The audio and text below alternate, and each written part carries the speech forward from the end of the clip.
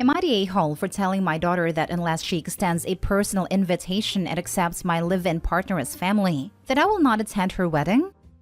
We are 10 years past the initial hurt, where I had an affair which led to divorce. My ex-husband has never moved on, never really dated, and very frankly, never gotten over the end of the marriage. I was wrong then, but for the right reasons, if that makes any sense. Neither of us were happy and our kids were suffering for it. My daughter is 27 now, and while she's done her best to get along with my live-in, neither of the kids see him or his kids as family.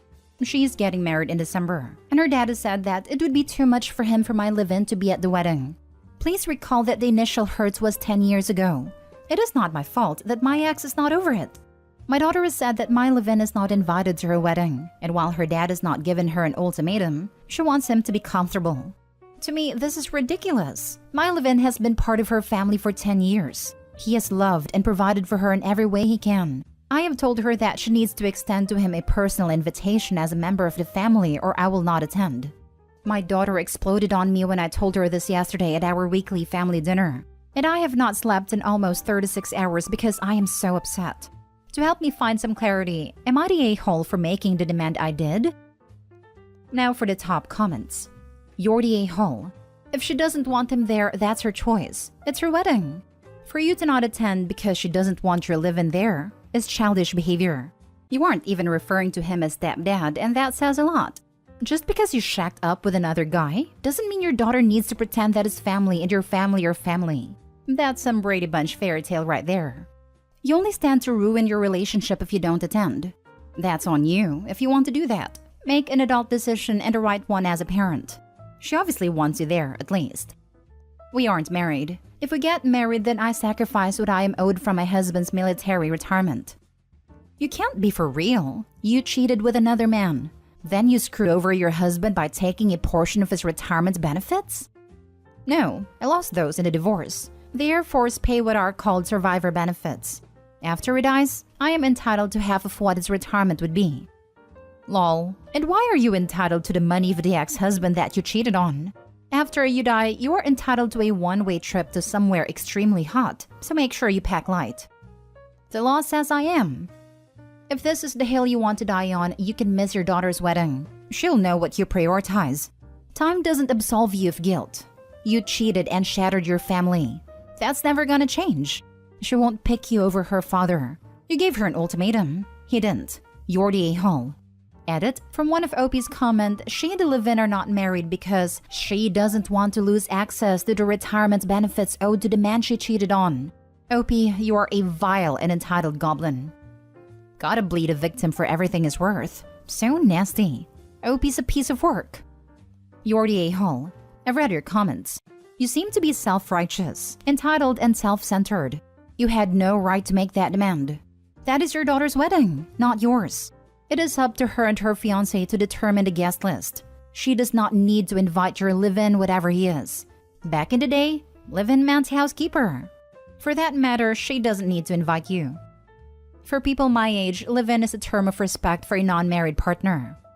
Maybe in your area, but where I'm from, it's a fair partner. And I have a child your daughter's age, so it's not about age and respect. It's about you not accepting and living up to the damage you caused.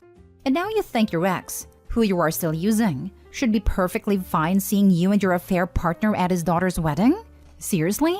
You haven't even let your ex off the hook by getting married. Of course he can't get over it. You still have claws in him.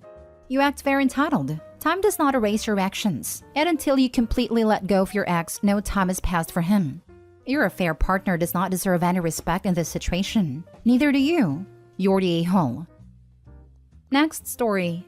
Am I the a-hole for chucking my sister and her now fiancé out of my wedding reception? Me, 25 female, and my husband, 27 male, got married 3 years ago. A little backstory. I'm the youngest of 3. My older sister married 27 female and older brother 30 male. 3 years ago, in 2019, me and my husband got married. We got married in our local church and booked a luxury reception for after. We were both super excited about it as it was often fully booked and we got one of the last slots available. It all started at one of our family dinners. Mary's boyfriend John pulled me aside and asked if he could propose to Mary at my wedding reception. From the off, I knew I didn't want anyone to take the spotlight from me and my husband, so I denied his request. John was disappointed but understood and didn't bring it up again. I, later that day, spoke to my husband and he agreed with me on not wanting him to propose. Skip to a week before the big day. I went to Mary's house to talk to her about the wedding prep. Looking back, John seemed very interested in our conversation. We got onto the topic of the fancy reception that I had booked. John kept asking questions all about it. He requested to look around it before the big day, so I gave him the address and didn't think anything more of it. He went the next day and after texted me, which he never does. It's perfect for the big moments. This struck me as odd, but I brushed it off and assumed he meant the speeches, first dance, etc. I had more important things to worry about, so I didn't think twice about it. Finally, the big day came. The ceremony was perfect and everyone was buzzing for the beautiful evening to come. We arrived at the reception and it was decked out. Fairy lights lined the roof and big curtains draped over the windows. The atmosphere was exactly what I had hoped for. We got straight to the traditional speeches, cake cutting, first dance. The night was going amazingly. Me and my husband then snuck out for a golden hour photo shoot on the gorgeous balcony. When we got back to the main party, I noticed a commotion. People gathered around the dance floor as Mary and John were dancing. Then the music cut out, and John reached into his pocket, took out a small box and got down on one knee. I burst through the crowd, grabbed the ring box and marched to the door, followed by my husband, John and Mary. I stood at the door and announced to John, "You asked me if you could do this," and I said no. No one ruins our day, as I grabbed my husband's waist and pulled him close. I opened the door and said, "If you can't follow one simple request, then you can't stay here. Leave." I held out the box as he grabbed and stormed out. Mary followed behind. My mother called me an a-hole for kicking them out over something so small, whereas my older brother totally understood why I did it along with my husband. So am I the a-hole? Not the a-hole. A wedding is for the bride and groom, not someone staged to propose. It's highly inappropriate and immature. I'm glad you and your husband stood your ground, and I'm glad your brother has your back. I've seen it tastefully done once, and the bride was in it from the beginning. During the bouquet toss, the bride turned around and gave hers to her sister as the significant other knelt behind her. It's ridiculous that the mom can't conceive why OP's upset. See, if it's something the bride and groom are okay with, then that's something completely different and can be added memory to their special day. But yeah, the fact the mother can't see how it's a prick move is weird. Not the a-hole. It was your day and your sister's fiancé was disrespectfully ignoring the fact that you didn't consent to his proposal on your day. I know hindsight's 20/20, but you should have warned your sister about his planned proposal and shadiness about your venue so he doesn't try to pull a stunt. Just curious, was your sister mortified by her boyfriend's actions, as I would be, or was she mad at you for ruining her engagement experience? She's angry at me for ruining her day, even though it was literally my wedding. But I announced my pregnancy at her wedding for payback. I like your pettiness. You know, we need the store now. Keep your eyes out. That story will be up in a few days. Next story. Am I the a-hole for refusing to babysit my niece and leaving her with a stranger instead? I, female 24, am an aunt to my 1-year-old niece Ava. My sister and brother-in-law live close to me, so I babysit for them sometimes. They don't pay me, but I'm happy to do it anyway. On Friday was their anniversary and they asked me 3 weeks in advance if I could babysit. I provisionally agreed because I had nothing else planned. My plans changed, however, when some of my old college friends told me they were stopping by my town on Friday. I haven't seen them in nearly 3 years and really wanted to see them. I gave my sister 5 days notice that I could no longer babysit on Friday and that she should make other arrangements. She didn't respond to the text, but she read it, so I assumed it was okay. On Friday, however, sister stopped by my house with Ava. I was confused and asked why she was here, and she told me she was leaving Ava with me as originally planned. I said again I was busy, and she replied that family's more important than my silly college friends, and I should step up to my responsibility as an aunt. Before I could protest, she bolted back to the car where brother-in-law was and they drove off, leaving Ava with me. I tried to call her after she left, but she had her phone off and none of my calls went through. I didn't know what to do. I couldn't leave Ava alone, but I also didn't want to cancel my plans. There are no other family members who live near me. However, I do have a friend, Jade, who lives nearby. She is good with kids and does babysitting as a side hustle. I called her and explained the situation, even offering to pay her to look after Ava, but she was understanding and said she'd do it for free. I thanked her profusely and dropped Ava off. I texted my sister to say I'd left Ava with Jade and to collect her from her house. It's relevant to the story that neither sister nor Ava know Jade personally. My sister didn't respond immediately, but after about 2 hours, she started spamming my phone. I turned my phone off as I was already out by that point anyway. They picked up Ava later that evening and she was perfectly happy. However, my sister and brother-in-law are furious at me for dumping Ava with a stranger. Even though they know Jade is a trusted friend of mine, they accused me of endangering my own niece. Many other family members have sided with them and I've been getting angry texts all weekend. I really don't know what to think. I felt like I acted as best as I could given the circumstances. Am I the a-hole? Now for the top comments. Not the a-hole. Yes, your sister asked you 3 weeks in advance, but 5 days is plenty of warning that you wanted to change plans. The fact she didn't call you back or try to negotiate with you and just dropped your niece off and ran isn't funny or cute. She's the parent, and her kid is her and her husband's responsibility, not yours. Welcome to parenthood. She seems to be confused on this point. You don't owe her free babysitting. At all. Her antics of drop and dash, and then triangulating other family as flying monkeys to guilt trip you, are childish, selfish, and disrespectful. So for the foreseeable future, no matter what, when she asks you to sit, tell her no. Make her reach out to other mommy friends, get into a babysitter co-op, or gasp, her husband's family or friends can step up. Only offer to take your niece when you want to see her at your convenience, or be available as a sitter in a true emergency, like a hospital or funeral home is involved. But other than that, she needs boundaries and consequences for her nonsense. Give them to her. Not to mention sister dropped Ava off after being told she wouldn't babysit. Let's call it what it is. Sister abandoned Ava. And OP should call police and CPS if/when she does it again. Not an a-hole. Please text back. I did you a favor not calling the police when you dropped off your child knowing I was about to leave the house.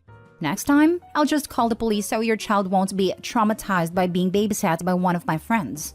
As for your family, I would send a group text. I had plans on X night. My sister showed up with her baby. I said I couldn't watch her, and my sister drove off, then shut off her phone. What my sister did was reckless. Her child isn't luggage. She's a person. If anyone thinks it's okay for her to drop her child off when you tell her you can't watch her and then shut her phone off, I'll let her know. That way, you guys can always make sure your plans are free, knowing she can come by at any time, and then shut off her phone so you can't reach her in an emergency. You've worded this really nicely. I haven't really responded to any of my family yet because I don't have the energy. But when I do, I'll definitely consider using some of these points. And I did in fact consider calling the police. If Jade had not been available, I probably would have, because I'm sick of being walked on by my sister and yielding to her demands. I'll make it clear that in the future, I will take a harsher approach. Thanks. Last story. Am I the a-hole for not canceling dinner with my son's former best friend, her fiancé, and her daughter? My son Jacob, 20, was best friends with Emma, 21, from kindergarten through 8th grade, 5 to 14 years old. Emma had a bad home life and practically lived at my ex-wife's houses. She was a very kind, smart, driven, and well-behaved kid, and we loved having her over. Both my ex-wife and I considered her to be the daughter we never had. In the middle of 8th grade, Jacob asked Emma out, and she ghosted him. We still helped her out by driving her to and from school. We lived almost 5 miles away from their school, and if we didn't drive her, she'd have to walk. Giving her lunches and sending her home with another meal after school against Jacob's wishes. Emma was removed from her parents' custody in the summer between 8th and 9th grade, and we haven't seen or heard from her since. I will admit that both my ex-wife and I were a little heartbroken because she was practically a 4th child to us. I moved last year to a city maybe 4 hours away from my old house. I was at a grocery store on Friday and Emma was there. We started talking and it sounds like she's doing very well for herself. She is in school to be a nurse and is a teaching assistant at a preschool in the meantime. She has also a 2-year-old daughter and is engaged. I told her I'd love to catch up and invited her over for dinner the following day. She said she'd have to make sure her fiancé could stay with her daughter, but we traded numbers and she texted me that day saying she could come over. At dinner, she apologized for what happened with Jacob and explained that he had been harassing her for months before asking her out and was too scared to say no. It does make sense looking back, because that year she was always very on edge and started to keep a distance from Jacob. Nothing ever happened at the house, so I assumed it was a problem with home and hormones. She's coming again this Sunday with her daughter and fiancé. Jacob called me today and said he's going to visit this weekend. His school is only a 90-minute drive from my house. I said, okay, and told him that I ran into Emma the other day and that she's going to come for dinner with her daughter and fiancé on Sunday. He told me to cancel the dinner because he was still mad about 8th grade, then proceeded to call her a loose woman for having a kid at 21. I said I won't cancel dinner, and that I heard her side of the story, and I think he's in the wrong and I can see why she ghosted him. Jacob said either I canceled dinner or he won't visit. And when I said I won't cancel dinner, he called me a crappy dad for taking her side and hung up on me. Now I want to know if I was the a-hole. Nope, not the a-hole. If he can't get over a rejection from nearly a decade ago and from middle school, the problem lies with him. Not the a-hole. Your son is still upset about a crush from middle school and is projecting his anger onto you. I am very concerned about the fact that he issued an ultimatum, which removes all possibility of compromise. He asks you to choose between rejecting him and accepting her or vice versa. Ultimatums like this leave no room for compromise and suggests he may need some emotional growth, and he may need assistance. I'm going to ask his mom to try to talk some sense into him. I mean, you probably don't even need to ask her. Just tell her the details of the conversation as a whole, and I'm betting since you were both fond of Emma, she will see his behavior's messed up and will address it.